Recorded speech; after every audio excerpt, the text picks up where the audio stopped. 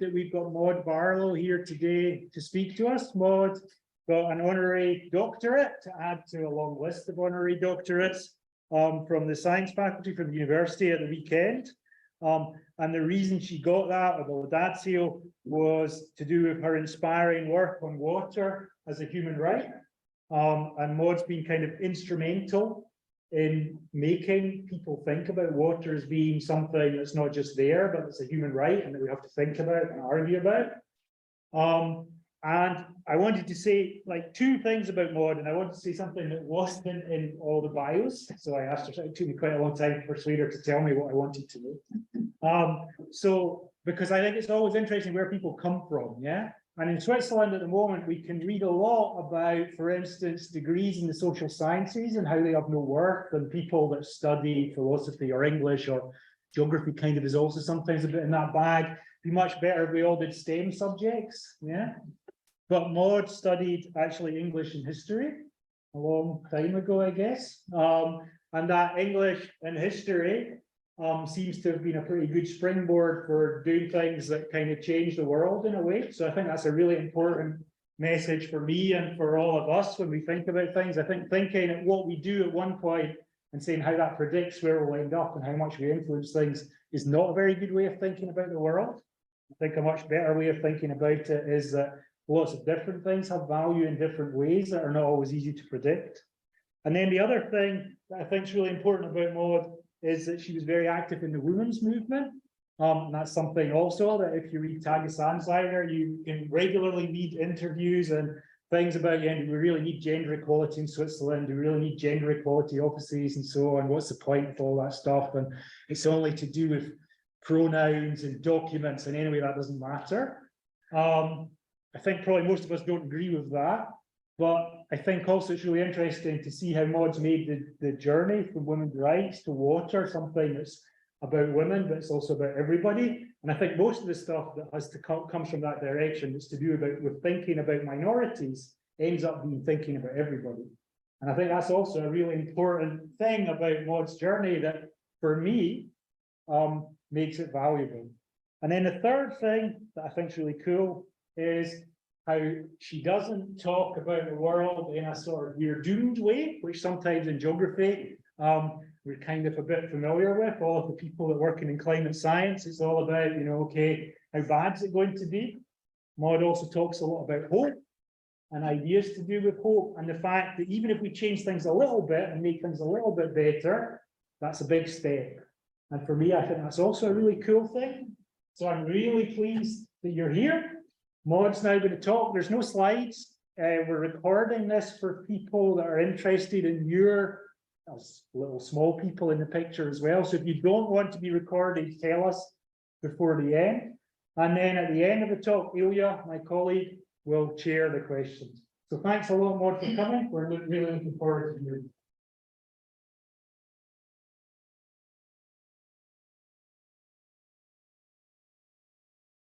Well, first of all, thank you for a gorgeous introduction to us. And I just want to say a big shout out to the people who've made Andrew and me so welcome here in Zurich and in Switzerland this week. You and Ilja, of course, you'll be here after. Roland Brunner, Karl Brunner, and Lisa Krebs, who runs the Blue Communities Project in Switzerland. We'll hear more about it in a few minutes. We came all the way from Bern today to be here. And just a big shout out to the wonderful people here. We love coming back to Switzerland. There's something so special. When we go to Bern, or we have to see the bears. We love the bears. So I'm really thrilled to be here. And as Ross said, I was honored with an honorary doctorate here on Saturday morning. It was a beautiful ceremony. And I was particularly pleased that I didn't have to say anything. We just got to sit there and enjoy it. And the orchestra from your university is fabulous. It was really a very professional and beautifully done. So I'm just honored. So I'm here today to get you to think blue. I think we're all thinking green a lot, and some of us think blue as well. And I'm here to really put us to move over and make room for blue. Really to stop seeing water as an endless resource. The more sophisticated our countries, our communities, our societies get, the more we tend to see all of nature as just something for us. I remember being in one university and having a little debate with the principal of the university who said, well, you're anti-technology. And I said, well, not really. I got here on a plane and I've written all my books on the computer and I have an iPhone and everything. What do you mean I'm anti-technology? Well, it was, you believe in the wild. You believe that it's still, they kept talking about friends of his. I have friends who say we don't need wilderness, we don't need nature anymore. We can grow all our food, do everything in cities and so on. And he said, what do you think of that? And I said, actually, I think you need new friends. Really, so we gotta stop seeing water as an endless resource for our profit and our pleasure and our convenience, and most importantly, as a way to continue to grow our industrial society, because it is absolutely hurting the world. And we have to stop thinking that way, particularly those of us like you guys and like me, who comes from Canada, who come from water-rich parts of the world. It's very easy to think that in all the water that's been here will always be here, and they have what I call the myth of abundance. You know, you can do anything with water, you can take as much as you want, you can dump whatever you want in it because it'll always be here, and you know that that's not true. And I want us to learn to care for what Pedro Arroyo, he is the UN Special Rapporteur on the human rights to water and sanitation. He calls water the blue soul of water. It's just a kind of way of seeing water that I'm urging us all to learn. About a month ago, centered around World Water Day, about 10,000 people of us gathered in New York City for the very first UN conference on water in almost 50 years.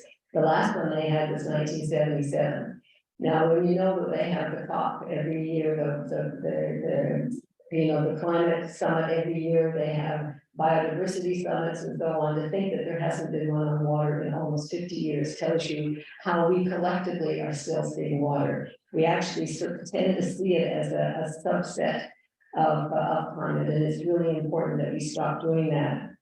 And they sounded the alarm. The UN's been sounding the alarm for a long time, as have many others. But they basically, we came into that conference with a very clear set of concerns, really two crises, one ecological and one human. The ecological crisis and the facts are absolutely stunning. The planet is running out of accessible fresh water, which is something we all learned back when we were little. It was impossible to do because there's a finite set amount of water. It was here when the dinosaurs were here. It's the same water, not just the same amount. But the UN says that the lack of water is the scourge, they call it the scourge of the earth. And they report to us now that within 10 years, they actually said 2030, I'm pushing it to 10 years. They said that demand will outstrip supply by 40%. And just let your mind and your heart try to understand what those kind of numbers mean. Now, as I said earlier, it's not just climate change. You tend to see reporters and many others who say, well, if climate change is created by greenhouse gas emissions, we all know that, and that is impacting water, and that is true. With the melting glaciers, and you know that, and Canada know that, with our glaciers as well. And it warms lakes and rivers and hurts aquatic life. We know all of these things. But we don't tend to understand that when you remove vegetation, or you remove water from a local hydrologic cycle, the rain goes away, the local hydrologic cycle doesn't operate in the way that it should. And we humans are diverting, polluting, mismanaging, over-extracting, and damming our rivers to death, and extracting our groundwater in an absolutely outrageous way, thinking that we'll never have, ever run out. I have a, excuse me, a memory of people in Mexico that found a new aquifer. It's not going to handle all their problems in Mexico City, but it was a new aquifer about 6 or 7 years ago. And the engineer who took up the very first cup of that water when they were able to access it drank it, and he said, this is why you protect groundwater, because we are going to need it all. So it is my deep contention, and I know there are a lot of people in this room who would know this better than I, that not just this climate impact water, but our abuse of water is impacting climate, and consequently or subsequently, when we restore watersheds, we move somewhat towards dealing with and mediating climate. Now, it's not just in the global south. Again, a major study just 2 or 3 days ago said Europe is moving into perhaps its driest summer yet, and that the mighty rivers of Europe are in deep decline. But you know this. I mean, you live here, you know this. But it's really been something we thought existed in other parts of the world and not where we live. In my country, the prairies, beautiful British Columbia, absolutely having horrible summers and terrible fire seasons because we're experiencing terrible drought, not just because of climate, because we've over extracted and abused water. And you know, Switzerland is facing increased pressure on the groundwater, and of course, you know the issues of your melting glaciers. You have experts right here in the room. If this current loss is sustained, half of the 1,500 alpine glaciers may disappear in the next 30 years. And I foresee, and I've studied a lot and traveled a lot around the issue of water conflicts, including some like the late 1990s when the World Bank forced a part of Bolivia, a landlocked country in South America, to privatize their water. The private company came in and tripled the price of water. And the local people who are mostly indigenous couldn't afford it, so they were capturing water in cisterns and so on. And the government then, or the company then said, with the government's backing, we own the water that comes from the rain, and if we catch you capturing it, we'll fine you, put you in jail. I'm not picking that up. The people went to the streets, took to the streets. The army was brought out. People were killed. It was really one of the first real water wars, they won. And the World Bank was forced to back off. The company was closed and water came under public management. And I remember talking to the man who led the fight. He was a shoemaker, never been outside of Cochabamba in his life, an indigenous leader. And I said, where did you get the courage to stand up to the World Bank and the army? And he said, always remember this. He said, because I'd rather die of a bullet than thirst.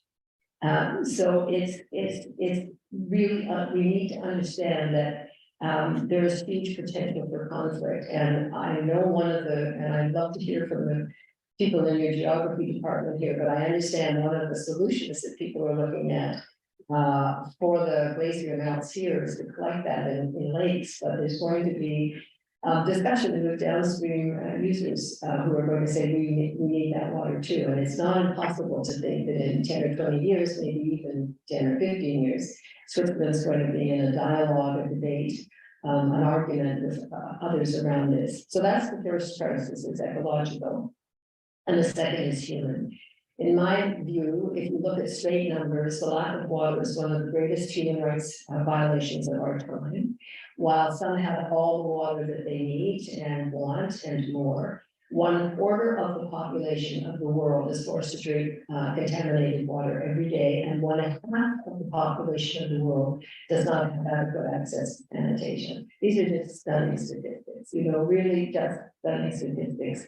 In 2023, more children die of waterborne disease than all forms of violence put together, including war. And almost 2/3 of the world's population currently lives in an area that at least 1 month of the year is in a water scarce or water severe situation. And so, the impact on humans, especially humans who are living in an area where they not only don't have water, but they don't have money to buy the water that might be available. Is a huge crisis.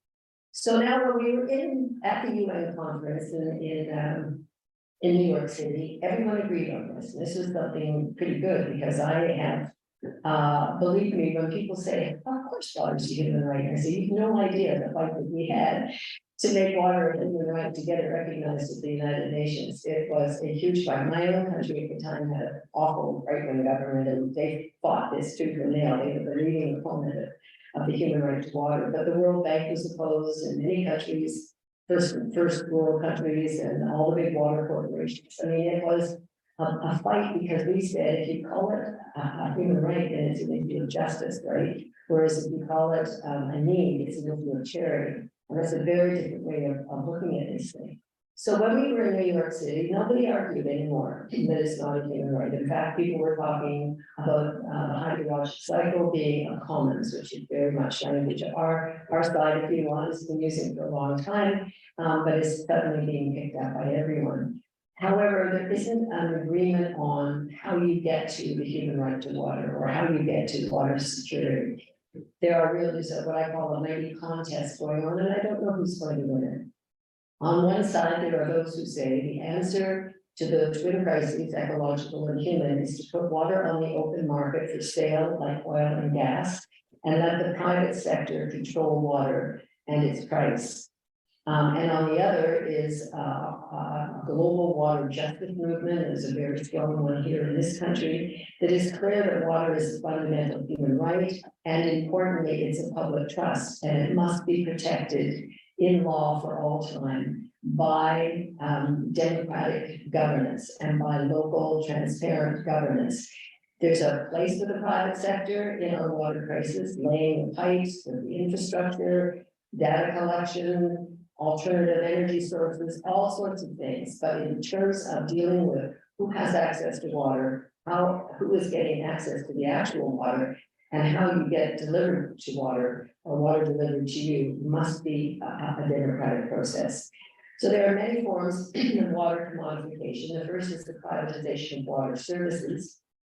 It started with Pinochet, the dictator in Chile, who privatized not only all the water services, but basically said, excuse me, all our water is up for sale forever.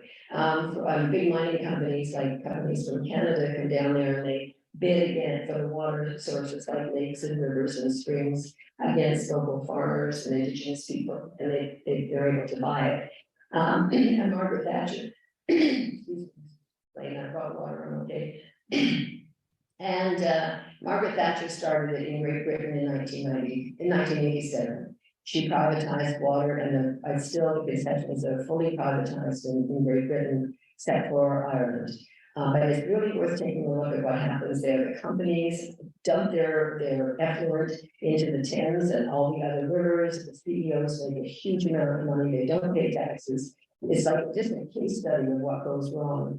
So privatization was then picked up by the World Bank. It would go to countries of the global south and say, if you want funding for water services, you have to bring in a private company. And then it's bottled water, which may seem benign, but most of the bottled water in the world now is in plastic. The Europeans still put some of it in glass, but mostly around the world now it's in plastic. We sell, but humans buy 1 million plastic bottles of water every minute. And that's 500 billion a year. If we were to put them end to end, 1 million plastic bottles are sold every year. If we were to put them end to end, they would reach just 1 year's use of plastic, single-use plastic bottles. They would reach halfway to the sun. And most, of course, are not recycled. And again, getting ready for the UN conference, they put out a new study saying that in spite of all the work that we're doing around plastics, and everybody knows the plastics crisis is upon us, that the bottled water is set to double within the next 10 years. So we can see this, and of course we do own that water when you get a contract as a private company, and also the big mining companies or the big ag companies, if they come into the global south, get a contract from the local government, they own the land, they own the water for 100 years or whatever, they can dump their tailings, they basically have privatized the water. Then there are water markets and water trading. This is you find in Australia, you find in Chile, you find in the United States, where you separate the water from the land and you sell the water separately. And in Australia, when they set it up, they thought, well, that's a good idea because we don't have a lot of water. We're running out of that terrible drought. So maybe if we privatize the water, the farmers will conserve because they can sell their extra water, and that would be good for everybody. Well, of course, the big farmers bought out the small farmers, the big investors moved in, the big global investors moved in. The price of water jacked up so high that when the government tried to buy back, a new government tried to buy back its water, they couldn't afford it. But the newest is in the United States. They've allowed water futures trading. And this is called the financialization of water. And this is instead of buying the actual water, you're buying assets of water. In other words, you're betting on the future. You're betting that the price of water is going to go up. And so big investors or big ag companies and others buy up or now have the opportunity to buy up massive amounts of water assets and just sit on it until the water is more valuable, which is pretty likely to go, I think, looking at what we're dealing with. So which way we're going to go, commodities or commerce, is absolutely crucial to dealing both with the protection of watershed. If it's driven by profit, who's going to protect it? Whose rules are going whose rules are going to protect the water in the end? What is it?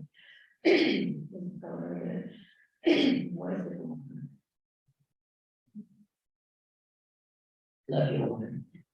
If the dead hand of the market is allowed to determine the fate of water, the profit motive, not the protection of water and not the protection of the human right to water, will prevail. And it will be nearly impossible to prevent the coming crisis. So we know there's a coming crisis. We know it's everywhere. We know it's going to be here in Switzerland in time. The question is, what do we do from here to when it's already here in many places? What do we do getting ready for it? And I deeply believe that we have to set certain values, certain parameters around the decisions we make, and we need to have that debate rather than just say, oh, we'll all somehow work out. Now, there are very many good signs. The United Nations in July 28, 2010, recognized the human rights to water and sanitation. As I said earlier, it was a huge fight. I was in the balcony at the General Assembly when they made that decision, and we thought we were going to lose. I had staff with me and my organization, and they were in tears, and we were sure we were going to lose. And there would have been such a fight against it, and nobody's ready for this. Wait 10 years, and all these, okay, wait, how many more kids are going to die? Waiting for you to be ready for this. And it was really interesting when they vote on a big electronic board. So right away, 122 countries voted in favor. None of the countries, including the ones that were so opposed, voted against it. They abstained, which was good. This was the beginning. And since then, there are almost 50 countries that have either amended their constitution or they've changed and introduced a new law recognizing the human right to water.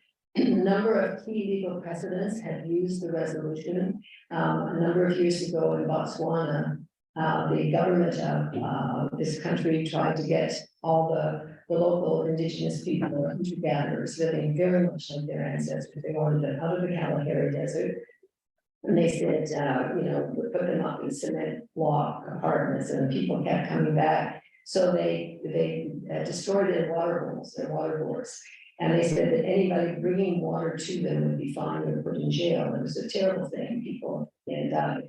So they took it to court, and they were given the right to move back into the Kalahari, but they weren't given the right to water. And when our resolution was adopted in the United Nations, they went to the Supreme Court of Botswana, and the Supreme Court of Botswana said, yes, you have the human right to water, so says the UN, and those 4 wells must be open, and the government has to pay restitution. So we've had some very exciting moments coming out of this, but we are in a race against time, because you can have all the human rights you want. If you don't have clean water there, it's a moot point. And then we have something that we call blue communities. Now, blue communities is something we started in Canada back in 2009. We had a government that was doing what the World Bank was doing to poor countries, basically saying to our municipalities, if you want federal funding for water services or for new infrastructure, you have to bring in a private company. So we decided, we're always against everything. Let's be for something. So we were for a vision called Blue Communities, and Blue Communities basically was a way of saying, this is the vision that we have. And that municipalities would pledge to recognize water and sanitation as human rights, to pledge to keep water as a public trust and not to allow privatization, and where a safe public tap water is available, to make sure that we start phasing with plastic bottled water. Cities like Paris that became a blue community actually set up a whole program to educate people around safety of tap water, which is very much a part of your culture here too. And then the fourth that came along after was promoting public partnerships with cities and municipalities in the global south. So the cities of the north that are helping cities of the south, the global south, to introduce good water services, that they would say, no, we don't want these private water companies. We want to help you to become independent and maintain control over your public water. So it started in Canada, it was spread right across the country, and then I was in Bern, Switzerland, right here, about 10 years ago, and I met the then mayor of Bern, and I told him about blue communities. He said, I love it. Could we do it here? So he brought me back a year later, and the city of Bern became the first municipality outside of Canada to become a blue community, and the University of Bern and the Reformed Church of Bern all became blue communities. And since then, there are 40 blue communities in Switzerland that have taken the pledge to protect water, both protect water itself or protect water as a human right. And it's moved to universities, it's moved to faith-based groups. The World Council of Churches, which represents close to 600 million Christians around the world, became a blue community in 2016, and they work with their communities everywhere to promote the concept of their faith-based notion and belief that the Creator has given them a gift of life and that they owe something back in terms of taking care of Mother Earth. And it's really a very, very powerful thing. There are now 25 million people living in blue community cities around the world. I would love Zurich to become one of them. And it was a pleasure last year to be here at this time when this university became a blue community. And it's joining universities here in Switzerland, but a number around the world. And we just got a whole bunch happening in Canada. So I'd love to see this notion of blue communities spreading in universities and spreading in schools. We've also started a project called Blue Schools in our country again, to get to kids as very, very small and get them thinking blue. So we're taking back privatized water services. Something like 340 municipalities, some of them very big like Berlin and Paris, tried privatization, realized that it was a mistake, the price went through the roof, the water quality wasn't protected, the source wasn't protected, the services weren't protected. In Berlin, they had a referendum that took 600,000 votes to get a government vote against the privatization, and they brought their water back into public service, and then they decided we never ever want to do that again, so they became a blue community. And one of the things they asked themselves in Berlin, and I love this, is they said, we've got clean, accessible, inexpensive tap water and sanitation.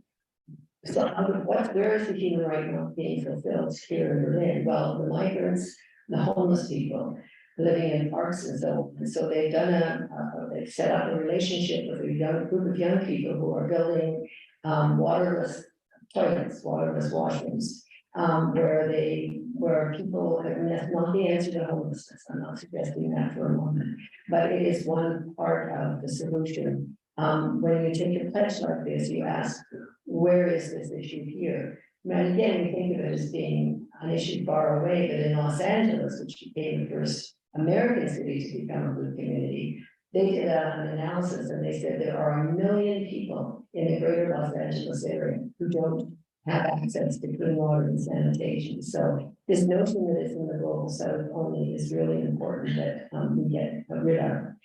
And we're fighting water markets and water future trading. We have a bill before Congress in the United States. I chair an American organization, although I'm Canadian, and they're introducing legislation to prevent water futures trading, because I think that's a really dangerous new facet of this struggle. It will be very, very hard to control once you have big equity firms owning future water.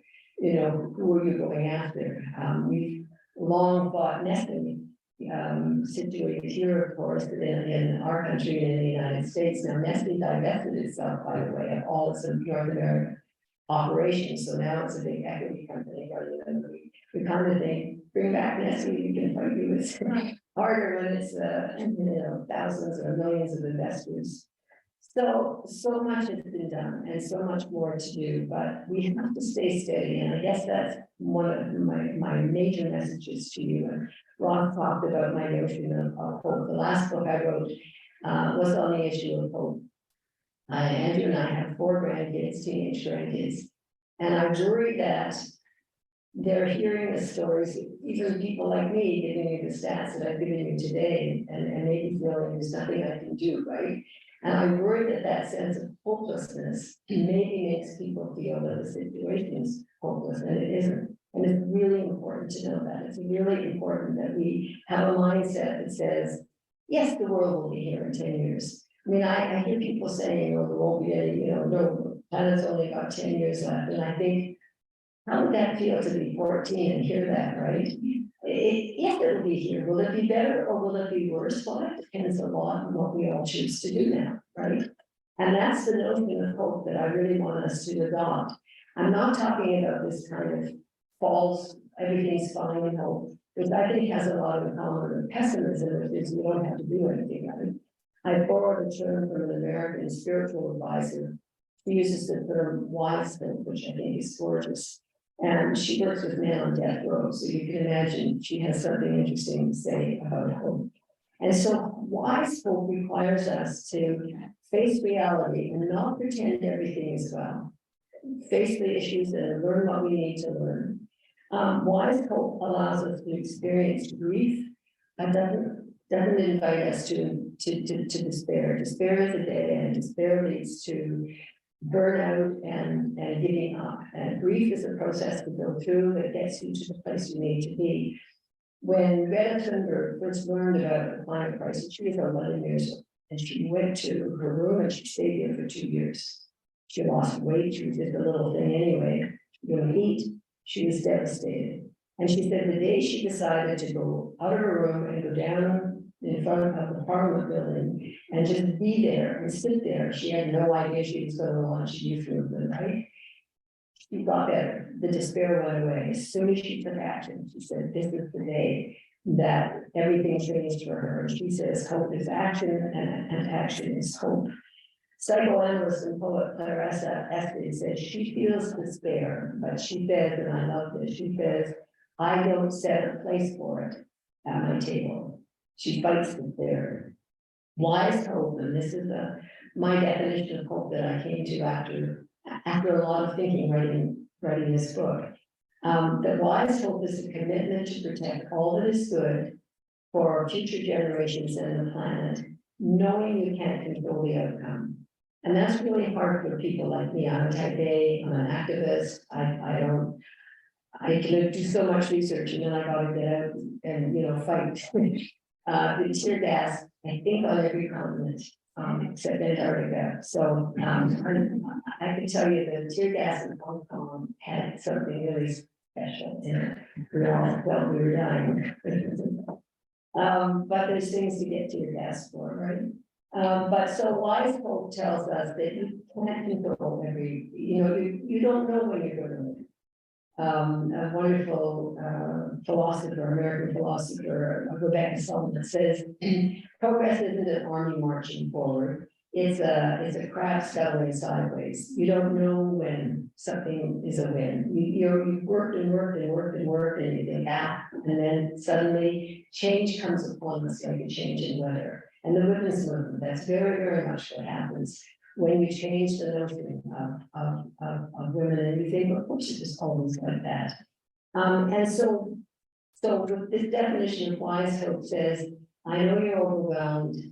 Put your hand out and touch the universe in the place that you can touch it, that you can make a difference. And you have to have faith that others are doing the same thing. And that's really hard. And that's one of the reasons the faith-based communities have taken on this challenge, this and the climate challenge so deeply, because something in their faith gives them the long-term view that you have to trust in the goodness and the action of others.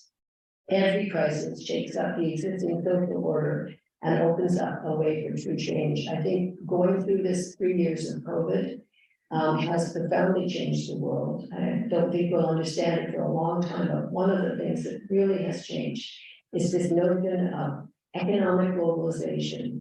Free trade, let the corporations make all the decisions, take all the power away from governments, deregulate, privatize social services, privatize healthcare. That whole movement that took root during the 1990s and the early 2000s, this century, that's gone. And I really feel that that's gone. And what will replace it? We don't want that right-wing populism. We want something that's responsible, some kind of a mix of public-private, but that we need to maintain control over the essential rights that humans have: education and healthcare, water service and housing, and so on. These are very, very fundamental rights.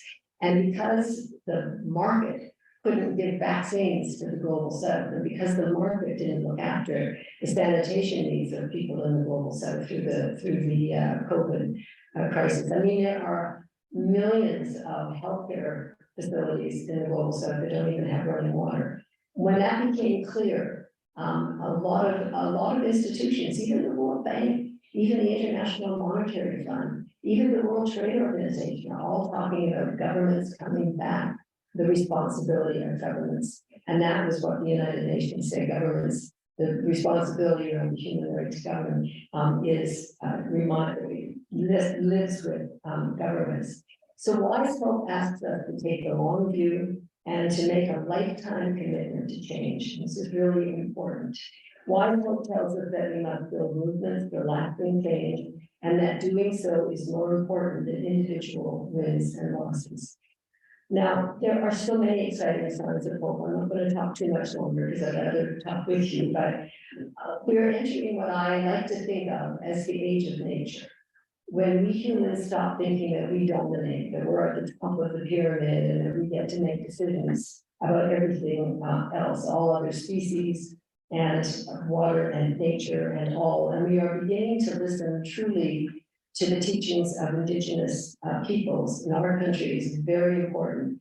We're going through a reconciliation process with First Nations in our country because we colonized them and we did terrible things to them, not me, but ancestors. And it's very important that we bring together, they call it the two eyes, the two rivers of science and Indigenous teachings, and bring them together. And there's so much to learn from Indigenous teachings, and that we are essentially, we are nature, we are water, we are, when we hurt water or nature, we hurt ourselves. And this calls us to change our relationship to Mother Earth and live in service to protecting and restoring nature, wetlands and forests and water and soils. Recently, there's been a tsunami of treaties, international gatherings, pledges, projects dedicated understanding and protecting the planet's biodiversity.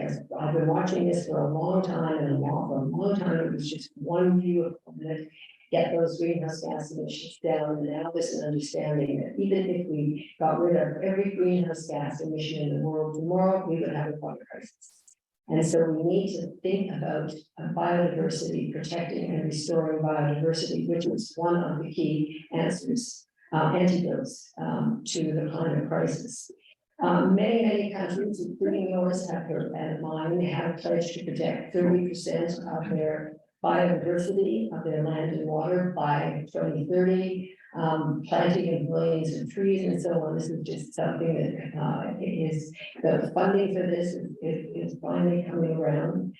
Only months ago, and you probably didn't read this anywhere because it had no mainstream media that I could see, but the United Nations General Assembly recognized the human right to a healthy environment, which was led by a Canadian named David Boyd, who's also the UN Special Rapporteur on Water and Human Rights. And he's written a wonderful book, wonderful books on the importance of changing constitutions in our countries to protect our right to a healthy environment.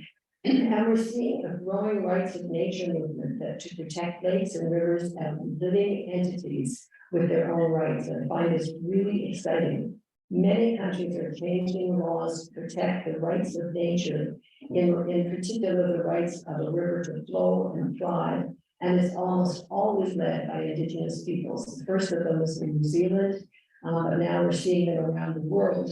And last year in northern Quebec, the province of Quebec, in my country, the local Inuit people, it's called Western, so Inuit people, have granted legal personhood to a fabulous river called the Magpie. It's 300 kilometers and runs down into the St. Lawrence. It's one of the last untamed rivers in the world. They are ensuring, I love this, this is what they've ensured, its rights to flow, to protect its natural biodiversity, to fulfill its essential functions, to be safe from pollution, and to regenerate. And this is my favorite. They even gave the right of the river to sue governments and corporations that violate those other rights. And of course, the Inuit people are the keepers, the stewards of the river, and will do it in its name. This is really new stuff. We don't know how it's going to play out if it goes to the Supreme Court. You know what this really means, but it's a growing concept. And we just did an announcement last week in my country that all of the First Nations along the St. Lawrence River, the mighty St. Lawrence, which runs between Canada and the United States, have all called for the St. Lawrence to also be protected as a legal person, which is really, really exciting. So imagine laws that protect Mother Earth and the healing that could come from such a revolution. So I'm going to just end the formal part of this so we can talk together with just some few hopeful quotes that I love, that I live by. The first is from a Native American writer. Her name is Robin Wall Kimmerer. She wrote a beautiful book called Grading Sweetgrass. And she said this, and this is indigenous teachings. This is when we need a heart of what indigenous teachings means.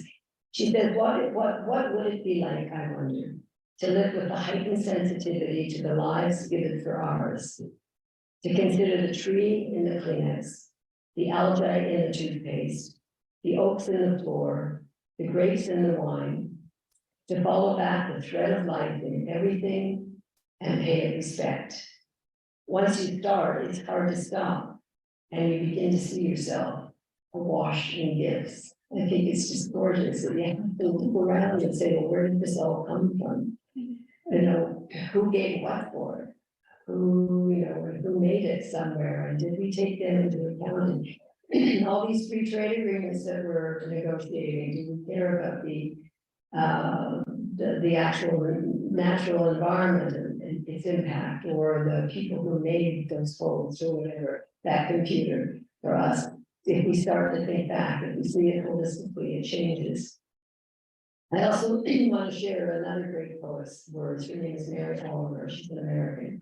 And she finds great strength in the natural world. She says that's where she goes when she needs to replenish. That's where she goes. And she says she doesn't know exactly what her prayer is, but she says she knows how to pay attention and fall down into the grass. She has a poem where she talks for a long time about looking at a grasshopper. They have a little talk, and what she learns from the grasshopper. And she walks in wonder through the fields. And she asks us to heed the cry of the earth and to make that our mission. And she says, tell me, and she says to young people, so this is to young people in this room, what is it you plan to do with your one wild and precious life? So gorgeous. And no one said it better than the late great scientist and environmentalist Carl Sagan. We're just beginning to listen again to the words that he predicted all of this. He predicted the climate crisis, he predicted the water crisis, he predicted the conflicts we were going to go through, he predicted the political polarizations. People are going back now 30 years and saying, how did he know? How was he so smart? And he said this, anything else you are interested in is not going to happen if you cannot breathe the air and drink the water. Don't sit this one out, do something. You are by accident of fate alive at an absolutely critical moment in our planet's history. So gorgeous. And so it's been my dream, my life's goal to turn the world blue one person, one school, one university, one municipality, one country at a time. Because I think if we do this together, we can change the arc of the future in the direction it needs to go.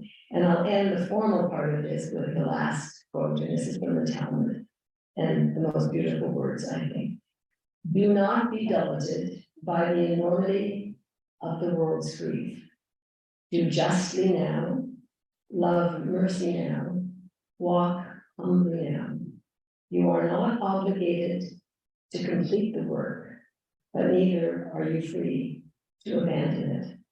Thank you so much. Thank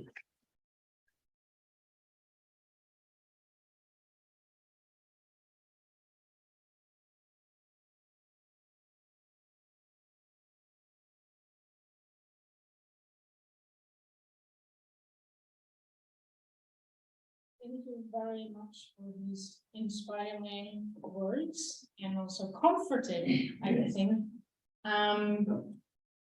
Questions, comments, discussion points. Who wants to go first? Maybe I'll start with a comment. So I was an undergraduate student at the University of Waterloo in the early mid-90s and was given a copy of your book, I think by my dad for Christmas one year. And obviously inspired me greatly, and now work in water. I'm a professor at the other university down the road, and actually have another visiting professor from Canada here with me today. So your words have paid off in spades in some small way to us. And I guess my question, and something that's always worried me, even as a small child, what's gonna happen to the Great Lakes when the water crisis gets bad? And are we going to go to war with the US? Yeah. So a great thank you for your lovely words, and think that I helped inspire your career. It's very, very lovely and touching. Thank you so much. So the Great Lakes of North America, see a map of our North America, they're mighty huge. Providing water for 40 million people, just absolutely incredible. I got into the water issue around the whole question of Canada, US. I came out of the women's movement, as Ross said, and I was back in the 1980s. I was reading when Ronald Reagan was president of the United States, and we had a Ronald Reagan, Margaret Thatcher type prime minister, and they decided to create the first free trade agreement, modern free trade agreement, with all the rest of the bill. Then it was North American Free Trade Agreement, and then the World Trade Organization was set up, and so on. And I was reading this agreement one day. I was concerned about it for around social programs. It came out of the women's movement. Water was something that came out of a tap. Never thought about it.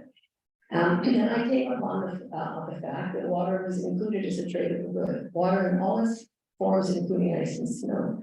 And I thought, what in God's name can that possibly mean, that water is a tradable good? Because what you have to understand about free trade agreements, they sound good, it's free, it's trade, what could go wrong? Basically, the essence of these trade agreements is to take away regulatory power from governments and give them to the private sector, or give it to the market, let the market make decisions.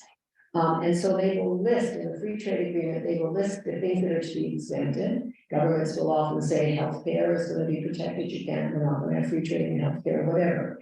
But running shoes, cars, whatever, they'll have these agreements. So the things that become listed as tradable goods are then much more to be handled by the market than governments. And so governments would take a smaller and smaller and smaller space. And that went with the whole concept of economic globalization, that governments had overreached after the Second World War. You were getting all the social programs in the global north, and they'd gone too far, and the welfare state had gone too far, and it had to move back, and it had to give power to corporations. And it worked. Of the world's 100 largest economies, 69 are transnational corporations, and 31 are countries. Just think about that. So when a big transnational company comes into a country and says, we're going to invest here, would you just look the other way while we dump our toxins there, or while we treat your people like that? You bet, you know, they have great power, so it worked. But it's swinging back because, as I said earlier, it failed so badly during COVID, and it's failed anyway so badly in so many areas.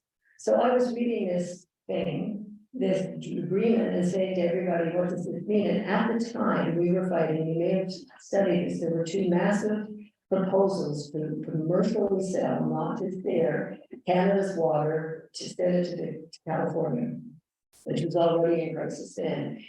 So we'd be selling our water to Las Vegas so they could have their golf courses and the fountains and all of that stuff. And we were really opposed to that. And I helped form an organization fighting the free trade agreement. But water just came from nowhere for me, and it set me on a journey.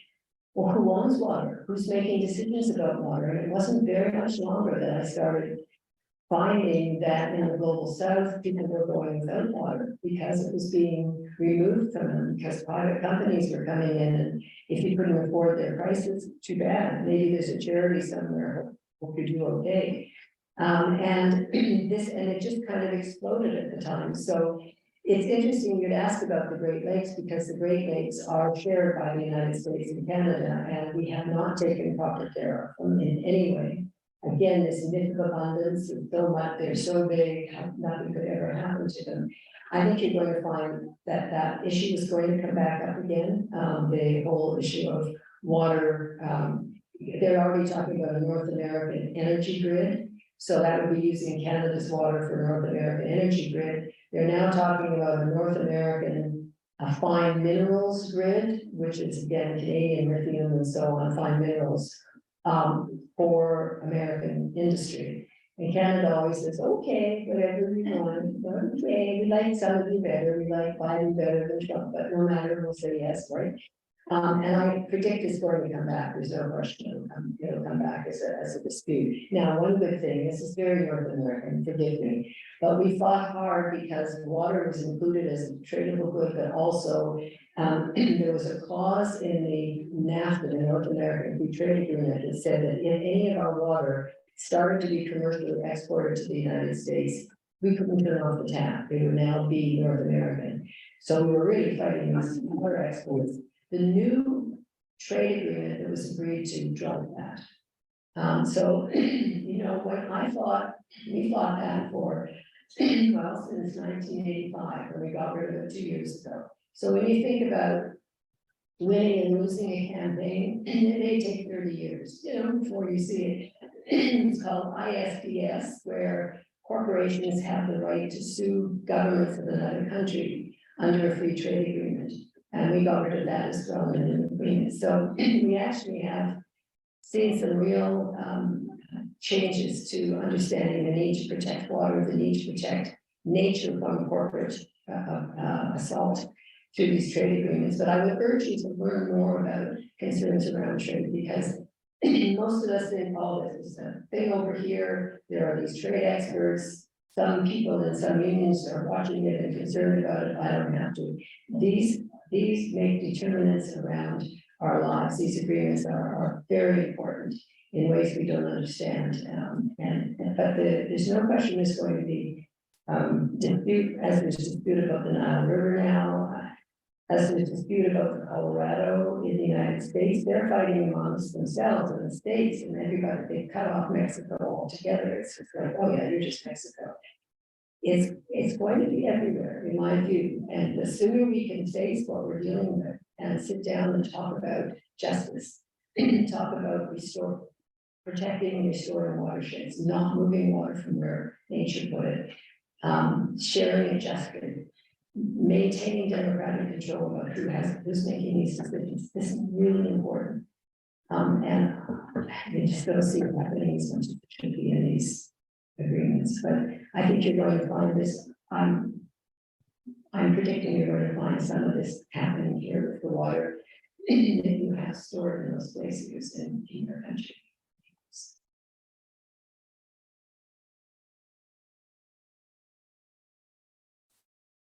One regard, and you're in the increase that the taken right now in trying to solve the water crisis and the social issues connected with it. Well, thought I just did. Kind of repeating some of what I said, but I would get, if you're at this university, I would get to know what the blue community is.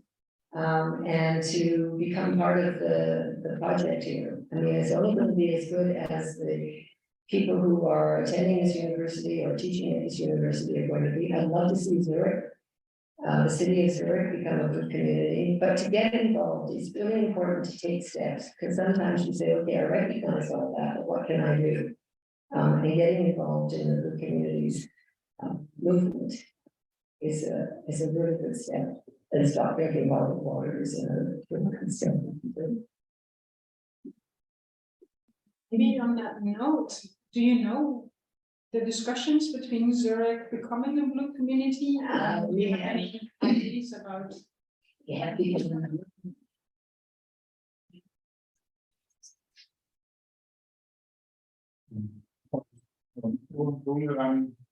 of the blue communities is not an organization, it's a network. Everybody can become a blue community by self-declaration. You just follow the 4 principles that you will find on our website. So we have cities, communities, faith-based organizations, trade unions. My home base is the Trade Union of Public Services.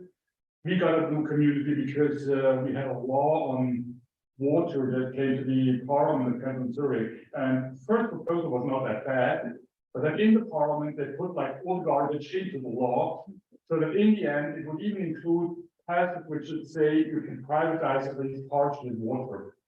And for us, it was not acceptable, so we made a referendum against it. We had a votation, it was turned down by a vast majority. There is a new water law now in the meantime, accepted without any privatization terms in it. So in the whole debate, we always try to extend the network of the community. As I said, not by formal membership, but by inviting anybody. And I always say it's like from the smallest kindergarten to the elderly home, from the smallest village in the biggest city, from whomever, everybody can become a blue community. In Canton Zurich, we had Zurich as the first city that became a blue community in our canton. And we know that even if you're always joking that Bern is slow, they were the first ones. The first ones to become blue community in Switzerland. And we know that Zurich had always said we are so fast, and even the city of Zurich, they're so progressive and always the best. Somehow feels it difficult to move forward there. So we do have good contacts. We are in discussion. The next step, we tried Wädenswil. We are trying now Winterthur. We just invited for a first meeting in Winterthur. Anybody interested in and maybe living in the strike of Winterthur, let us know. We kindly invite you to come there. But that's how we do. We cannot force anybody. We cannot, I don't know whatsoever. Also, city of Zurich, we would love it. But it's like always, you need the first person who says, that's my thing, I gotta do it. And this first person would then maybe talk to 5 others, but they're already 6. And then think about how we can get moving forward. So it's in every company, in every organization, in any village, in any city. In Zurich, it was one person who made a proposal to the local government and said, Zurich should become a blue community. And they took it up on the administration side in the city of Zurich. They developed a plan, what that would mean, how they could do it. And they were convinced they can win it, and they won it in Parliament. So even if the mayor there is from the party which you would think is like on the far other side, they were in favor of it, they supported it. So I hope Zurich also one day, city of Zurich, will say, we are not too good for blue community. Cities like Paris and Berlin and Bern and others can do it. We should also be able to do it. Again, it needs somebody to really take the steering wheel in the local government maybe and move it forward. So far, we are working with other cities and trying to first surround the city of Zurich with blue cities around it. Until one day they feel maybe so afraid by all these blue cities that they think maybe we should come up. We're on the way to it.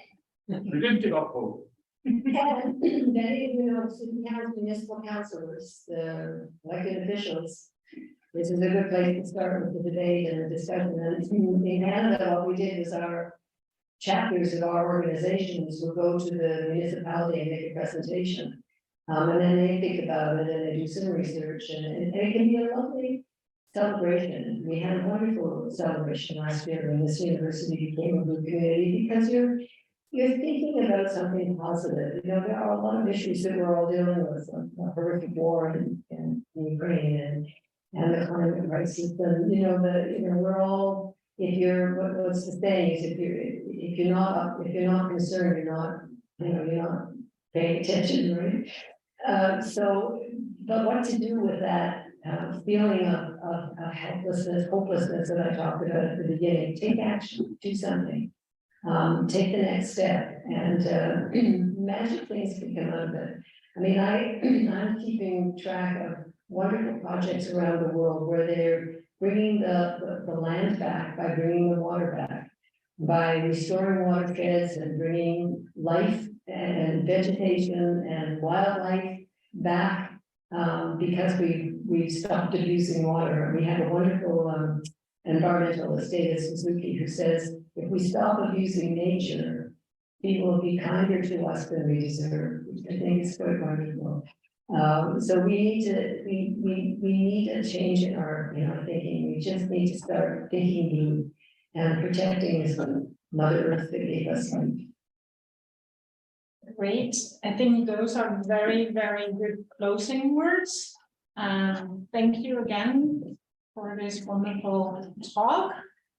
We have the opportunity to talk more, to know each other, to talk maybe to some of the people from the blue community over coffee, and there is cake. It's out of the door, up the stairs to the right. There's a whole bunch of people sitting in the back. If you can wave your hand for a second, people, you can follow them to the coffee. Where the coffee is, there is also still the exhibit about the blue community. So maybe afterwards you can have a look. And then finally,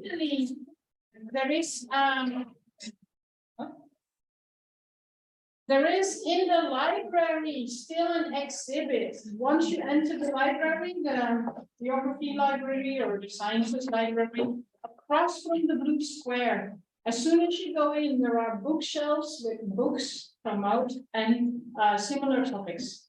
So if you want to know more, they are very easy to find at the moment because they're all on the same bookshelf, right at the entrance. But otherwise, also have a look at the exhibit, the posters, but please first come for coffee, continue discussions and questions. And thank you again.